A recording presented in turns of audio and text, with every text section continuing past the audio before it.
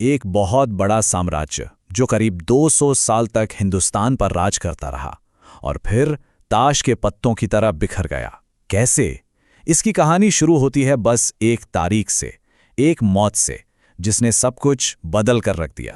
और वो तारीख थी 3 मार्च 1707। इसी दिन मुगल सम्राट औरंगजेब की मौत हुई। और बस यही एक घटना, यही एक तारीख उस विशाल साम्राज्य के पतन की कहानी की, कह सकते हैं, शुरुआत बन गई। एक ऐसा पतन जो 100 साल से भी ज्यादा चला। तो इस पूरी कहानी को हम कैसे समझेंगे? पहले देखेंगे पतन की शुरुआत कैसे हुई, फिर बात करेंगे कमजोर होते सम्राटों की, इसके बाद देखेंगे अंग्रेजों का उदय और फिर आएगा अंतिम अध्याय 1857। आखिर में एक फटाफट रिवीजन भी करेंगे। तो चलिए शुरू करते हैं। तो पहला पड़ाव, पतन की शुरुआत। देखते हैं कि कैसे औरंगजेब की मौत के ठीक बाद अस्थिरता का एक ऐसा दौर शुरू हुआ जिसने साम्राज्य की नींव हिला दी। सम्राट की मौत हुई नहीं कि गद्दी के लिए जंग छिड़ गई। उनके 3 बेटों में मुअज्जम, मोहम्मद आजम और कामबख्श। नतीजा 1707 में जजाऊ की लड़ाई हुई, जिसमें मुअज्जम की जीत हुई और वो बहादुर शाह प्रथम के नाम से तख्त पर बैठा। सोचिए, ये जो घर की लड़ाई थी ना, यही साम्राज्य की कमजोरी का पहला और सबसे साफ इशारा था। तो अब आते हैं अगले हिस्से पर, कमजोर होते सम्राट। यहां हम देखेंगे कि कैसे एक के बाद एक ऐसे शासक आए जिन्होंने इस पतन की रफ्तार को और भी तेज कर दिया। बहादुर शाह प्रथम को एक उपाधि मिली थी, शाह बेखबर। मतलब एक ऐसा राजा जिसे कोई खबर ही ना हो, जिसे पता ही ना हो कि उसके राज में चल क्या रहा है। अब खुद ही सोचिए, ये नाम ही सब कुछ बता देता है ना, कि वो हुकूमत चलाने में कितने नाकाम साबित हुए। चलिए अब एक सवाल पूछते हैं, और ये सवाल एग्जाम के लिहाज से बहुत जरूरी है। वो कौन सा मुगल सम्राट था जिसने 1717 में वो मशहूर फरमान जारी किया, जिसने एक तरह से भारत में अंग्रेजों के लिए दरवाजे खोल दिए? और इसका जवाब है फर्रुख सियर। साल 1717 में उसने एक फरमान निकाला। इस फरमान ने किया क्या? इसने ब्रिटिश ईस्ट इंडिया कंपनी को दस्तक जारी करने का हक दे दिया। मतलब वो बिना कोई टैक्स दिए आराम से अपना व्यापार कर सकते थे। ये एक बहुत बड़ी गलती थी। इसी एक फैसले ने अंग्रेजों को आर्थिक तौर पर बहुत ज्यादा ताकतवर बना दिया। फर्रुख सियर के बाद दौर आया मोहम्मद शाह का, जिन्हें रंगीला के नाम से भी जाना जाता है। 1719 से लेकर 1748 तक राज तो इन्होंने काफी लंबा किया, लेकिन इनकी दिलचस्पी, आप कह सकते हैं, हुकूमत में कम और कला संगीत में ज्यादा थी। और इसी कमजोरी का फायदा बाहर की एक ताकत ने उठाया। साल था 1739 और दिल्ली पर एक बहुत बड़ा हमला हुआ। ये हमला किया था फारस के शासक नादिर शाह ने। और ये कोई मामूली हमला नहीं था, ये मुगल साम्राज्य की इज्जत पर एक तमाचा था। दिल्ली को बुरी तरह लूटा गया। हमारा बेशकीमती कोहिनूर हीरा, शाहजहां का बनवाया मशहूर मयूर सिंहासन, सब कुछ नादिर शाह अपने साथ लूट कर ले गया। इस एक हमले ने मुगलों की जो थोड़ी बहुत इज्जत बची थी ना, उसे भी खाक में मिला दिया। और देखिए, इतिहास का यही नियम है, जब एक ताकत कमजोर पड़ती है तो उसकी जगह भरने के लिए कोई दूसरी ताकत आ जाती है। तो चलिए अब कहानी के उस हिस्से में चलते हैं जहां अंग्रेजों ने इस खालीपन को भरना शुरू किया। साल 1757, जगह प्लासी। मैदान में एक तरफ थे रॉबर्ट क्लाइव की ब्रिटिश फौज और दूसरी तरफ बंगाल के नवाब सिराजुद्दौला। लेकिन ये लड़ाई ताकत से नहीं बल्कि साजिश से जीती गई। नवाब का अपना ही सेनापति मीर जाफर अंग्रेजों से जा मिला। एक बहुत बड़ा धोखा। तो प्लासी की जीत सिर्फ एक लड़ाई की जीत नहीं थी। असल में यहीं से भारत में ब्रिटिश पॉलिटिकल पावर की असली शुरुआत हुई। यहीं से वो व्यापारी शासक बनने के रास्ते पर चल पड़े। अब 4 साल आगे चलते हैं। 1761, पानीपत की तीसरी लड़ाई। इस लड़ाई में मराठों को बहुत बड़ी हार का सामना करना पड़ा। और इस हार का नतीजा क्या हुआ? उत्तर भारत में एक पावर वैक्यूम सा बन गया। मतलब अब कोई ऐसी बड़ी देसी ताकत नहीं बची थी जो अंग्रेजों को टक्कर दे सके। उनके लिए मैदान पूरी तरह साफ था। और फिर आया साल 1764, बक्सर की लड़ाई। इस बार मुकाबला और भी बड़ा था। अंग्रेजों के खिलाफ 3 बड़ी ताकतें एक साथ खड़ी थी। बंगाल के नवाब मीर कासिम, अवध के नवाब शुजाउद्दौला और तो और खुद मुगल सम्राट शाह आलम द्वितीय। लेकिन नतीजा फिर वही, अंग्रेजों की एक तरफा जीत। इस जीत ने यह बात पक्की कर दी कि अब मिलिट्री के मामले में अंग्रेजों का कोई मुकाबला नहीं था। 1765 ये साल एक टर्निंग पॉइंट था। बक्सर की जीत के बाद अंग्रेजों को मिल गए दीवानी राइट्स। अब ये दीवानी राइट्स क्या थे? इसका सीधा मतलब था बंगाल, बिहार और उड़ीसा से टैक्स यानी लगान वसूलने का हक। अब सोचिए, पैसा भी उनका और फौज भी उनकी। अब वो सिर्फ व्यापारी नहीं रहे, वो असली शासक बन चुके थे। तो अब हम पहुंच गए हैं कहानी के आखिरी पड़ाव पर। अंतिम अध्याय 1857, वो साल जिसने मुगल सल्तनत के ताबूत में कह सकते हैं आखिरी कील ठोक दी। 1857 का विद्रोह अंग्रेजी हुकूमत के खिलाफ भारत की पहली सबसे बड़ी और संगठित लड़ाई थी। विद्रोहियों ने बूढ़े हो चुके आखिरी मुगल सम्राट बहादुर शाह जफर को अपना नेता बनाया, एक प्रतीक के तौर पर।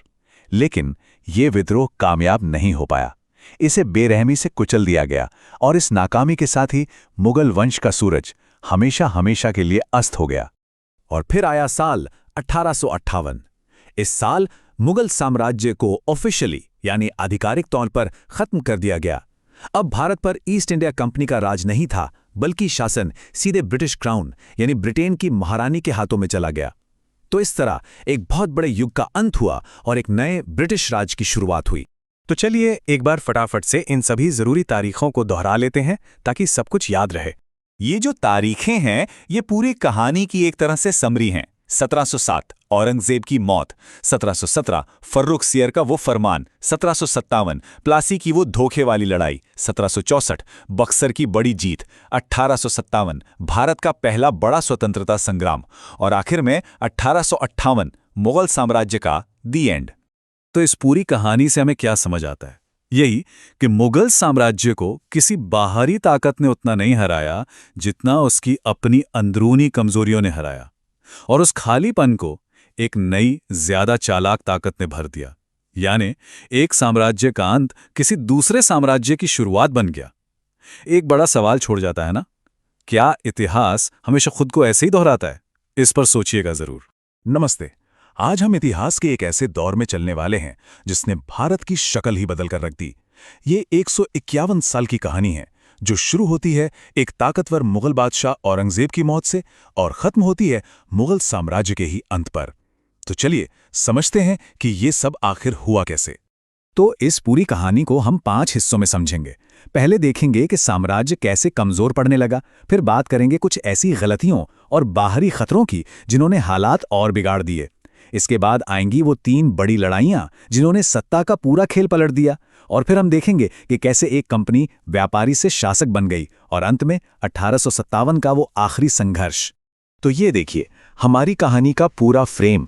1707 जब औरंगजेब की मौत हुई और 1858 जब मुगल शासन का ऑफिशियली अंत हो गया।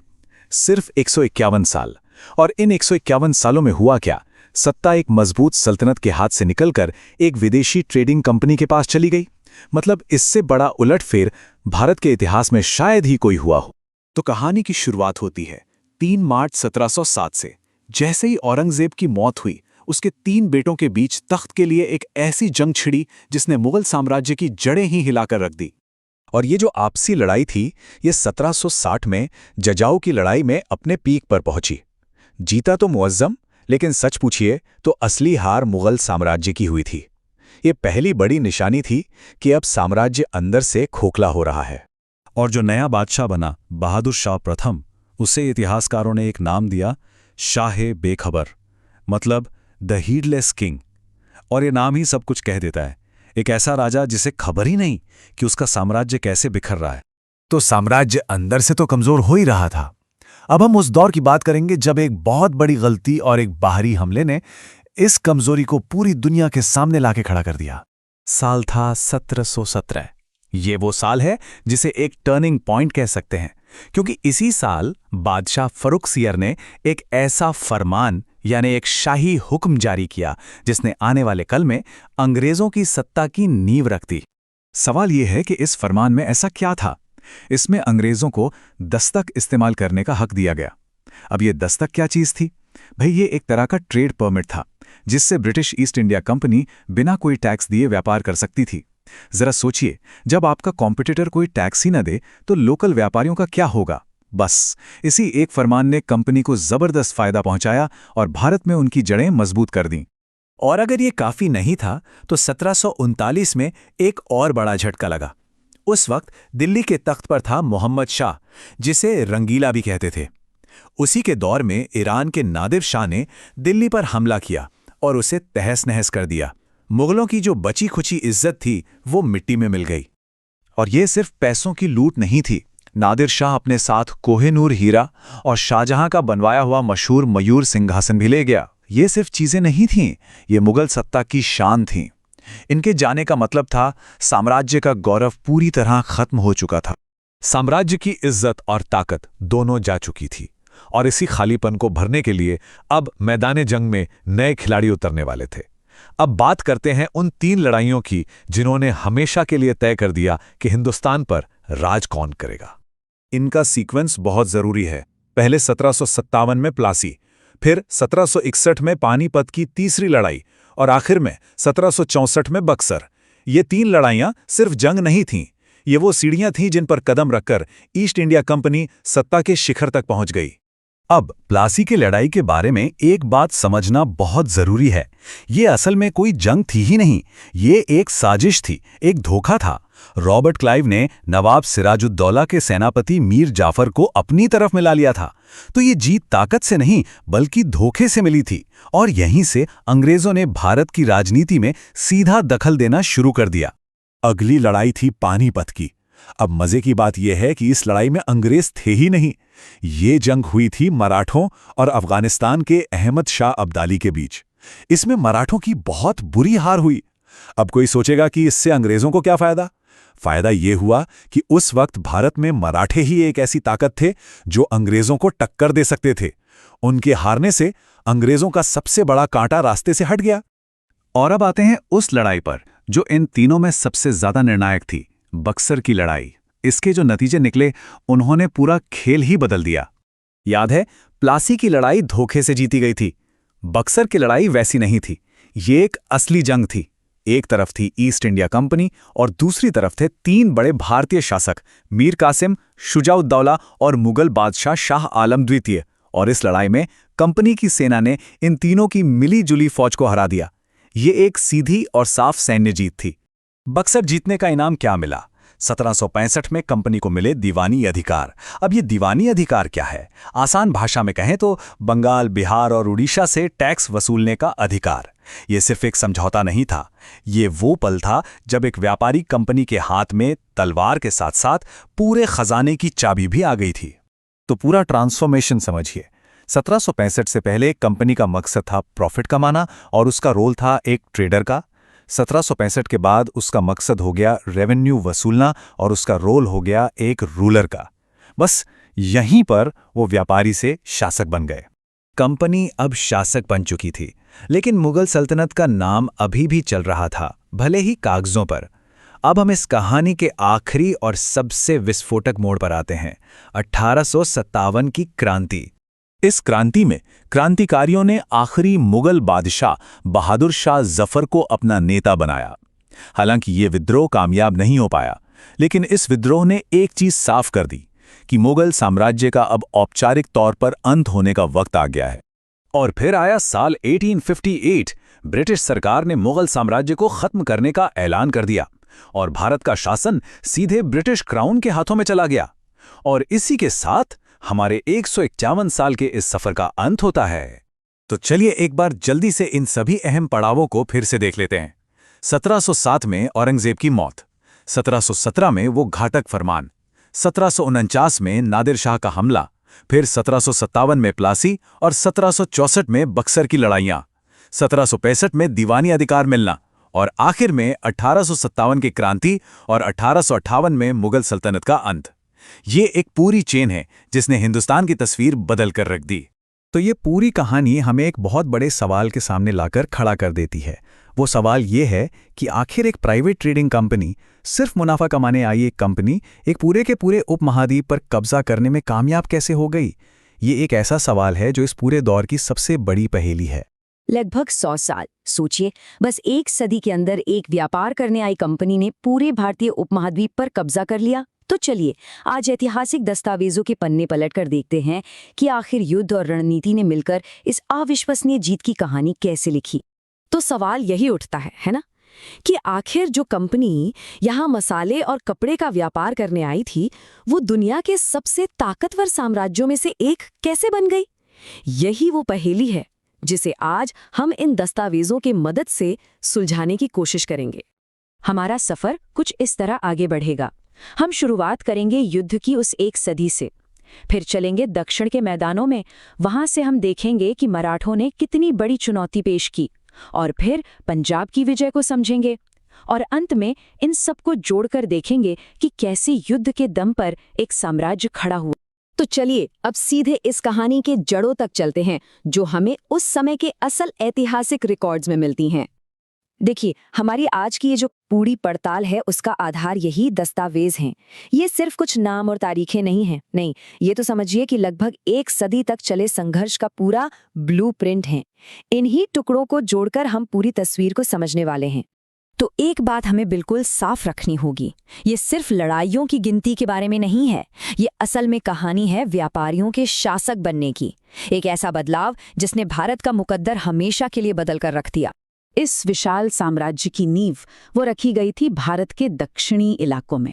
तो आइए सबसे पहले वहीं चलते हैं और देखते हैं कि संघर्ष का पहला बड़ा मैदान दक्षिण में कैसे तैयार हुआ। यहाँ पर सामने आते हैं आंग्ल मैसूर युद्ध।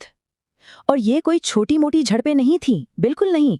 अंग्रेजों का सामना था हैदर अली और उनके बेटे, जिन्हें मैसूर का शेर भी कहा जाता था, टीपू सुल्तान से। ये उस वक्त के बहुत शक्तिशाली शासक थे। अगर इस टाइमलाइन को देखें तो एक बड़ी साफ रणनीति नजर आती है। देखिए, पहले तो अपने यूरोपीय कॉम्पिटिटर यानी फ्रांसीसियों को कर्नाटक युद्धों में रास्ते से हटाया, और फिर पूरा फोकस भारतीय राज्यों पर एक एक करके, जिसका अंत टीपू सुल्तान की हार के साथ हुआ। और फिर आता है साल 1799, चौथा आंग्ल मैसूर युद्ध। ये एक जबरदस्त टर्निंग पॉइंट था। लॉर्ड वेलेस्ली की फौजों के सामने टीपू सुल्तान की हार हुई और उनकी मौत हो गई। बस इस एक जीत ने दक्षिण भारत में ब्रिटिश सत्ता को समझिए कि लगभग अजेय बना दिया। तो दक्षिण में तो पकड़ बन गई। अब अंग्रेजों की नजर थी भारत के दिल पे, लेकिन उनके रास्ते में एक बहुत बड़ी दीवार खड़ी थी।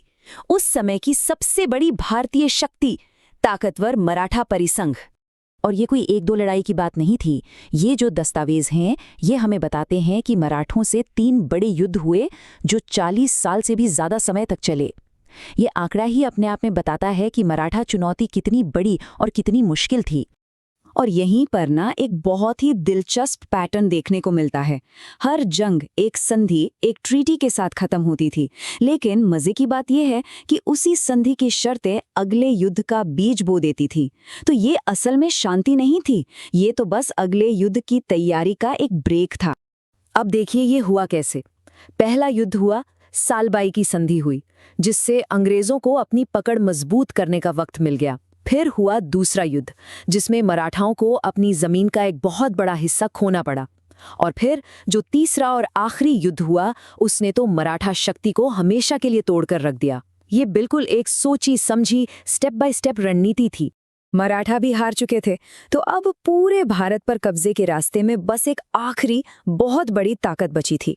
उत्तर पश्चिम में महाराजा रंजीत सिंह का खड़ा किया हुआ शक्तिशाली सिख साम्राज्य।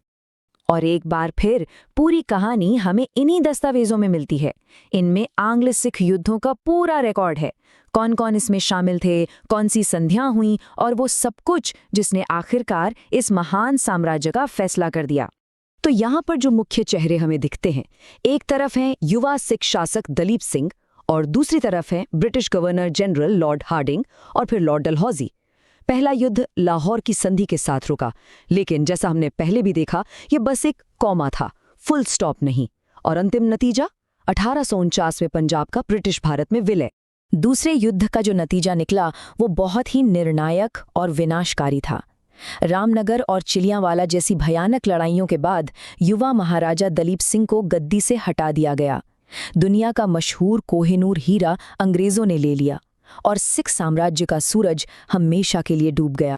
तो चलिए अब इन सारी कड़ियों को जोड़कर एक बड़ी तस्वीर देखते हैं और ये समझने की कोशिश करते हैं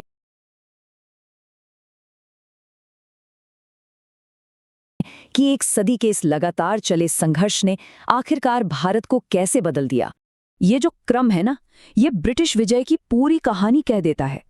पहले फ्रांसीसी, फिर मैसूर, उसके बाद मराठा और आखिर में सिख।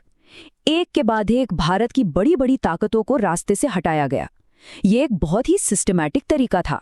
100 साल, सोचिए जरा, 100 साल। ये सिर्फ एक नंबर नहीं है, ये वो वक्त है जिसमें एक ट्रेडिंग कंपनी ने लड़ाइयां लड़ लड़कर खुद को एक साम्राज्य में तब्दील कर दिया। और ये पूरी कहानी हमें एक आखिरी और बहुत बड़े सवाल पर लाकर छोड़ देती है कि जब किसी साम्राज्य की चलिए मुगल साम्राज्य के शानदार इतिहास पर एक नजर डालते हैं। अगर किसी भी इतिहास की परीक्षा की तैयारी चल रही है तो ये एकदम सही रिवीजन है। ठीक है, तो हमारा सफर कुछ ऐसा रहेगा। हम देखेंगे कि कैसे मुगलों ने भारत में अपनी धमाकेदार एंट्री की और कैसे आखिर में ये महान साम्राज्य बिखर गया। तो हमारी कहानी शुरू होती है ज़हीर उद्दीन मोहम्मद से, जिन्हें दुनिया बाबर द टाइगर के नाम से बेहतर जानती है। देखिए, बाबर को समझने के लिए उसका वंश जानना बहुत जरूरी है। उसकी रगों में 2 महान और खूंखार योद्धाओं का खून दौड़ रहा था, पिता की तरफ से तैमूर और मां की तरफ से चंगेज खान। तो 1526 में पानीपत की पहली लड़ाई हुई। जरा सोचिए, एक तरफ इब्राहिम लोदी की करीब 40,000 की फौज और 1000 से ज्यादा हाथी, और दूसरी तरफ बाबर के महज 15,000 सैनिक। लेकिन बाबर के पास संख्या से ज्यादा ताकतवर एक चीज थी, वो थी नई तकनीक और एकदम सटीक रणनीति। बाबर की जीत का असली राज था उसकी 2 खास रणनीतियों में, तुलुगमा और अरबा। ये तो जैसे गेम चेंजर साबित हुई। उसने अपनी सेना की टुकड़ियां बनाकर दुश्मन को दोनों तरफ से घेर लिया, और उससे भी बढ़कर बैलगाड़ियों को एक साथ बांधकर एक मजबूत दीवार बना दी, जिसके पीछे से उसकी तोपें सुरक्षित होकर आग उगल सकती थीं। पानीपत तो बस एक शुरुआत थी। साम्राज्य की असली नींव रखी गई खानवा की लड़ाई में। इस जीत ने न सिर्फ एक बड़े खतरे को खत्म किया, बल्कि पूरे उत्तर भारत में ये साफ कर दिया कि मुगल अब यहीं राज करने वाले हैं। बाबर ने एक साम्राज्य तो खड़ा कर दिया, पर अब कहानी में एक नया मोड़ आता है। अब बात करते हैं उसके बेटे हुमायूं की, एक ऐसा बादशाह जिसने लगभग सब कुछ गवा ही दिया था। हुमायूं की जिंदगी को देखें तो सच में किसी रोलर कोस्टर राइड से कम नहीं थी। गद्दी पर बैठना, फिर हार कर 15 साल तक देश से बाहर भटकना, और फिर एक शानदार वापसी करना।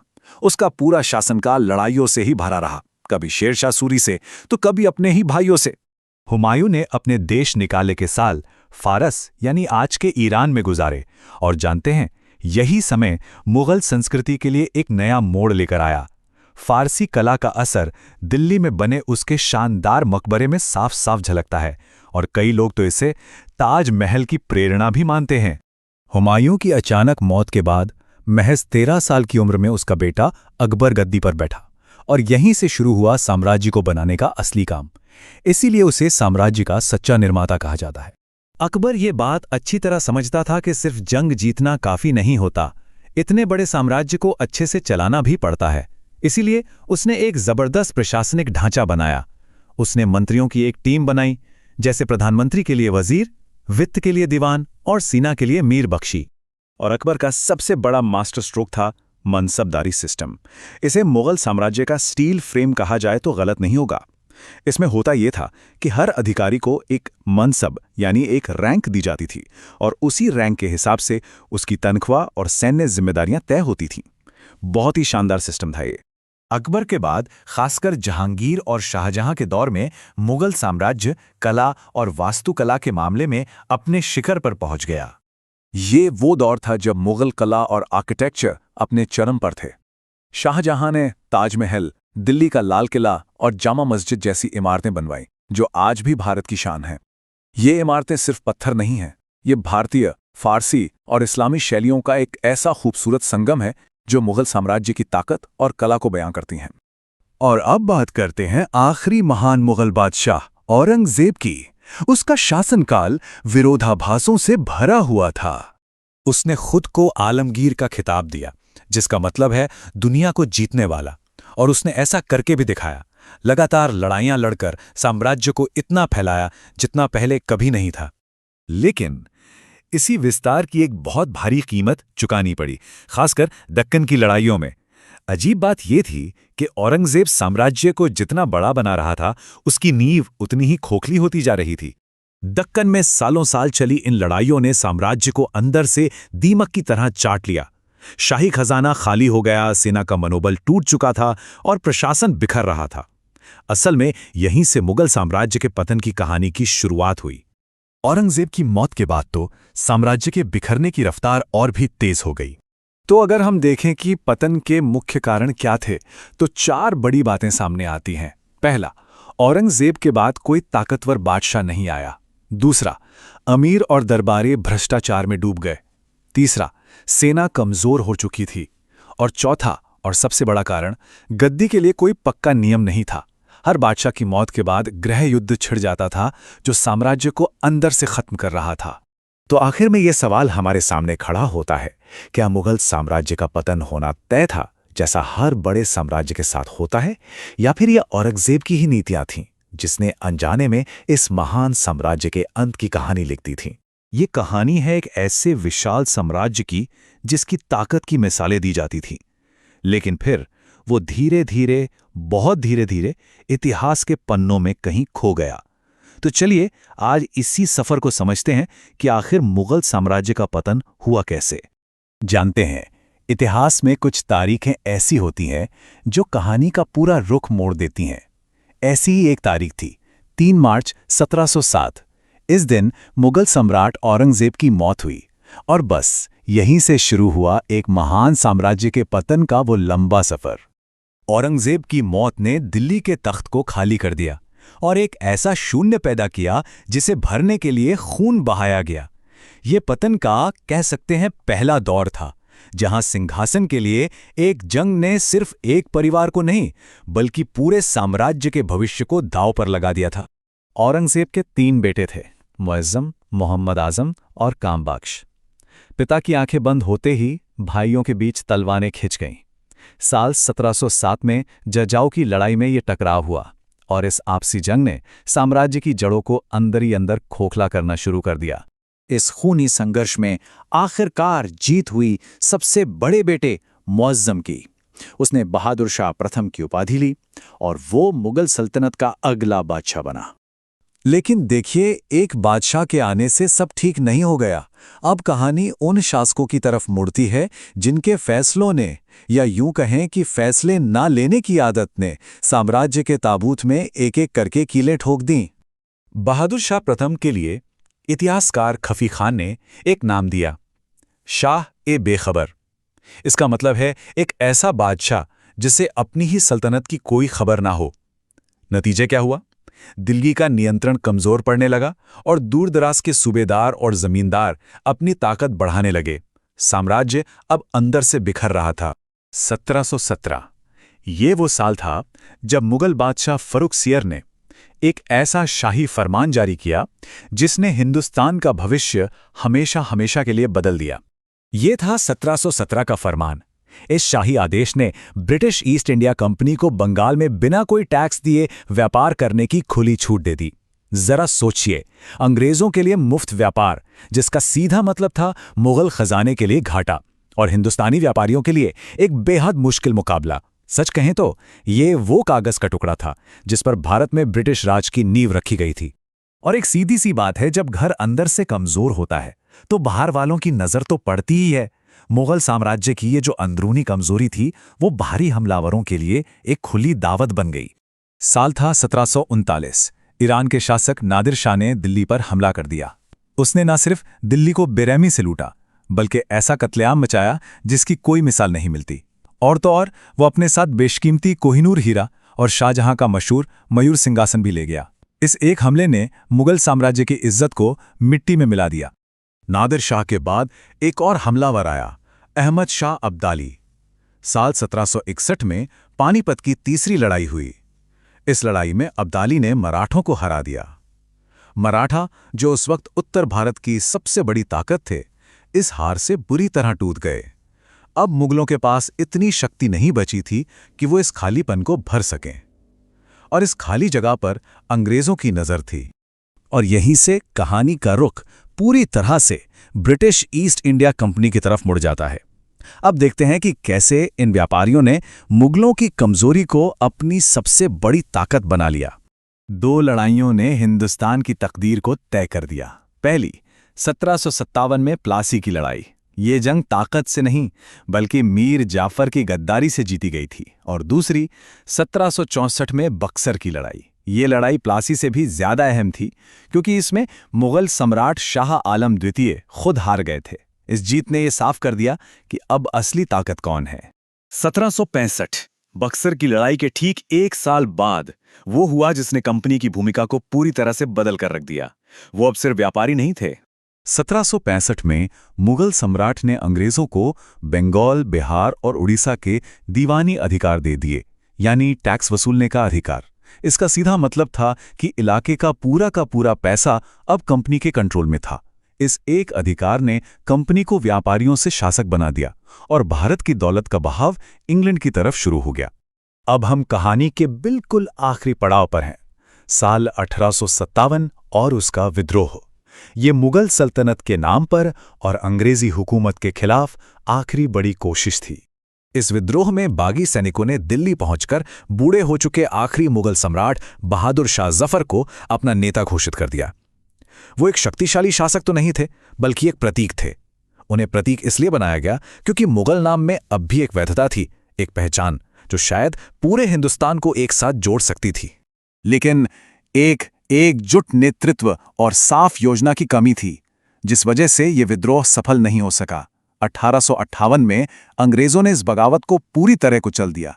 बहादुर शाह जफर को रंगून भेज दिया गया और ब्रिटिश क्राउन ने भारत का सीधा नियंत्रण अपने हाथों में ले लिया। मुगल साम्राज्य आधिकारिक तौर पर खत्म हो गया। तो अगर एक नज़र में देखें तो 1707 में औरंगजेब की मौत से कमजोरी शुरू हुई। 1717 के फरमान ने अंग्रेजों को पैर जमाने की जगह दी। 1739 के हमले ने इज्जत खत्म कर दी। 1757 और 64 की लड़ाइयों ने सत्ता छीन ली और 1858 में इस कहानी का आखिरी पन्ना भी लिख दिया गया। ये सब देखकर एक सवाल तो मन में उठता है कि आखिर एक साम्राज्य इतिहास कैसे बन जाता है? शायद किसी एक लड़ाई या एक गलती से नहीं, बल्कि छोटे बड़े फैसलों, अंदरूनी कमजोरियों और बदलती दुनिया की एक बहुत लंबी श्रृंखला से, जो धीरे धीरे एक महान युग को हमेशा के लिए खत्म कर देती है।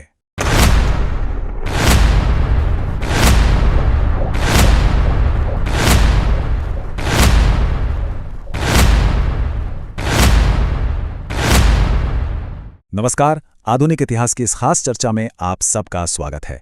चलिए इस सफर पर निकलते हैं और इतिहास के सबसे जरूरी हिस्सों को परीक्षा के लिए एकदम आसान बना देते हैं। तो आज हम क्या-क्या देखने वाले हैं? सबसे पहले हम चलेंगे क्रांति के युग में। फिर हम समझेंगे कि यूरोप में राष्ट्रवाद की लहर कैसे फैली। इसके बाद हम भारत के पहले स्वतंत्रता संग्राम पर नजर डालेंगे। फिर गांधीवादी युग को समझेंगे और आजादी और विभाजन तक की कहानी देखेंगे। और हाँ, सबसे आखिर में एग्जाम के लिए कुछ सबसे जरूरी फैक्ट्स भी देखेंगे। तैयार हैं? चलिए शुरू करते हैं। तो हमारी कहानी की शुरुआत होती है 18वीं सदी के आखिर में, एक ऐसी घटना से जिसने सच कहूं तो दुनिया का नक्शा ही बदल दिया। जी हां, हम बात कर रहे हैं फ्रांसीसी क्रांति की। ये सिर्फ फ्रांस की कहानी नहीं है, ये उन आइडियाज की कहानी है, लिबर्टी, इक्वालिटी, फ्रेटर्निटी, जिन्होंने पूरी दुनिया को इंस्पायर किया। देखिए, किसी भी बड़ी ऐतिहासिक घटना को समझने का एक सिंपल फॉर्मूला है जो एग्जाम के लिए बहुत काम आता है। बस 3 सवाल पूछिए, ये क्यों हुआ, ये कैसे हुआ और इसका नतीजा क्या निकला। तो फ्रांसीसी क्रांति के मामले में कारण था समाज में बहुत ज्यादा भेदभाव और पैसों की तंगी। घटना थी बैस्टिल के किले पर हमला और नतीजा राजशाही का खात्मा और एक नए रिपब्लिक का जन्म। अब ये जो तारीखें हैं ना, ये सिर्फ नंबर्स नहीं है, ये हिस्ट्री के वो टर्निंग पॉइंट्स हैं जहां से सब कुछ बदल गया। इनको याद रखना इसलिए जरूरी है क्योंकि एग्जाम में जो MCQs आते हैं उनमें घटनाओं का सही क्रम अक्सर पूछा जाता है, तो इन पर खास ध्यान देना है। चलिए फटाफट रिवीजन करते हैं। एग्जाम में याद रखने वाली बात क्या है? 3 शब्द, लिबर्टी, इक्वालिटी, फ्रैटर्निटी। फ्रांस में राजशाही का अंत और पूरी दुनिया में क्रांतियों के लिए एक नई चिंगारी। बस यही है फ्रांसीसी क्रांति का निचोड़। सोचिए जरा, अगर एक क्रांति न हुई होती तो आज की दुनिया कितनी अलग होती, है ना? फ्रांसीसी क्रांति की जो आग थी वो फ्रांस की सरहदों में कैद नहीं रही। अरे उसकी चिंगारियां तो पूरे यूरोप में फैल गईं और इसी से जन्म हुआ एक नई जबरदस्त ताकत का, जिसे हम कहते हैं राष्ट्रवाद या नेशनलिज्म। अब ये राष्ट्रवाद है क्या? इसे ऐसे समझिए जैसे एक बहुत बड़े परिवार की फीलिंग। ये लोगों को एक कॉमन पहचान पर जोड़ता है, जैसे एक जैसी भाषा, कल्चर या एक जैसा इतिहास, और फिर यही फीलिंग उनमें अपने देश को आज़ाद कराने की इच्छा जगाती है। और हाँ, एक तरफ जहां ये पॉलिटिकल क्रांतियां हो रही थीं, वहीं एक और क्रांति चुपचाप दुनिया को बदल रही थी। वो थी औद्योगिक क्रांति। इसी ने कॉलोनियलिज्म यानी साम्राज्यवाद को हवा दी, जिसने दुनिया का नक्शा फिर से बनाया और इतिहास का पूरा रुख ही मोड़ दिया। चलिए अब यूरोप से सीधा भारत आते हैं और देखते हैं कि दुनिया में चल रही इन हवाओं ने भारत में अंग्रेजी शासन के खिलाफ पहले बड़े विद्रोह की आग को कैसे भड़काया। यहां भी हम अपना वही फॉर्मूला लगाएंगे, कारण, घटना और परिणाम। तो कारण क्या था? अंग्रेजों के खिलाफ सालों से जमा हो रहा गुस्सा। घटना, एक सिपाही विद्रोह जो देखते ही देखते एक बड़े आंदोलन में बदल गया। और नतीजा, ईस्ट इंडिया कंपनी का राज खत्म और भारत पर सीधा ब्रिटिश क्राउन का कंट्रोल, यानी ब्रिटिश राज की शुरुआत। अच्छा, ये वाला हिस्सा एग्जाम के लिए सुपर इंपॉर्टेंट है। कौन सा लीडर किस जगह से लड़ रहा था, इस पर मैच द फॉलोइंग वाले सवाल बहुत आते हैं, तो इसे एकदम रट लीजिए। ये आपकी क्विक रिवीजन गाइड है। चलिए एक छोटा सा टेस्ट हो जाए। 1857 के विद्रोह का तात्कालिक यानी इमीडिएट कॉज क्या था? सोचिए। हाँ, अगर आपका जवाब है बी, एनफील्ड राइफलों की शुरुआत, तो आप बिल्कुल सही हैं। इन्हीं कारतूसों ने सिपाहियों की धार्मिक भावनाओं को ठेस पहुंचाई और विद्रोह की चिंगारी को आग में बदल दिया।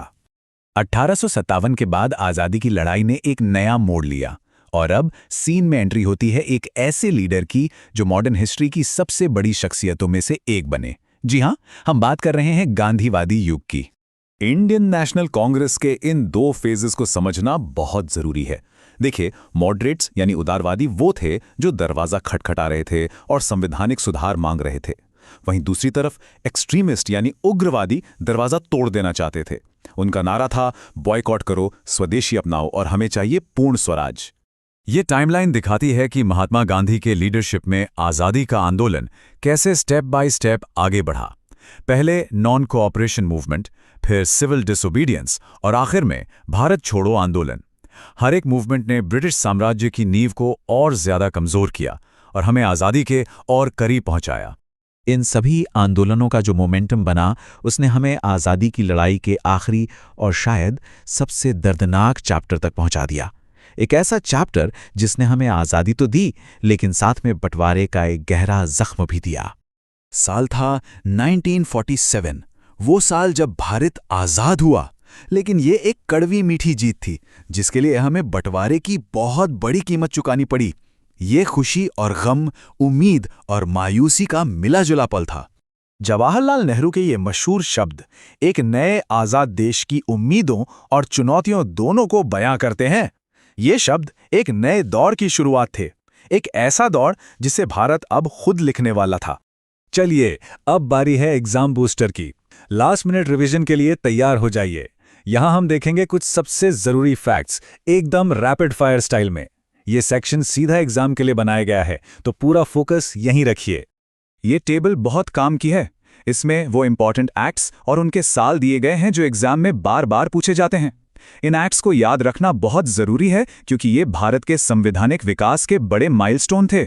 ये एक लाइन वाला फैक्ट शायद कॉम्पिटिटिव एग्जाम्स के हिस्ट्री सेक्शन का सबसे ज्यादा रिपीट होने वाला सवाल है, तो इसे दिमाग में छाप लीजिए। इंडियन नेशनल कांग्रेस की स्थापना 1885 में A.O. ह्यूम ने की थी। और आखिर में एक सवाल सोचने के लिए, अगर हिस्ट्री असल में कॉज और इफेक्ट की एक चेन है, तो जरा सोचिए, अगर फ्रांसीसी क्रांति न हुई होती तो क्या भारत की आज़ादी की कहानी कुछ और होती? ये सवाल हमें याद दिलाता है कि दुनिया का इतिहास एक दूसरे से कितना ज्यादा जुड़ा हुआ है।